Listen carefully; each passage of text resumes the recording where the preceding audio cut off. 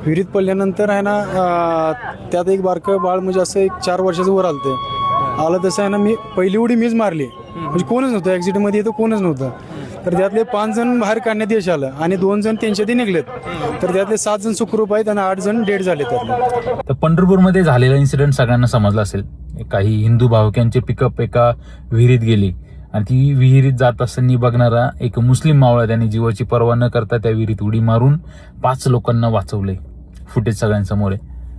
तर ही एक चपराक आहे त्या धर्मद्वेष, त्या कट्टर ह्या धर्मांध हिंदूंवरती, अंधभक्तांवरती किंवा त्या धर्मांध मुस्लिम व्यक्तींवरती, ज्यांना जे एकमेकांच्या धर्माचा अनादर करतात, द्वेष करतात, हेट करतात एकमेकांना. असे हजारो इरफान आहे आपल्यासमोर, ज्यांना आपण ॲप्रिशिएट करणं गरजेचं आहे.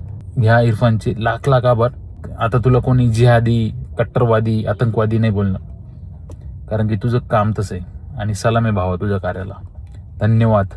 हिंदू मुस्लिम एकोपा जगवायच्या ह्याच चळवळीतला तू एक अनमोल हिरा आहे आणि तुझ्यासारखे हजारो इरफान आपल्याला हवेत आणि ते दोन्ही धर्मातून हवेत. धन्यवाद.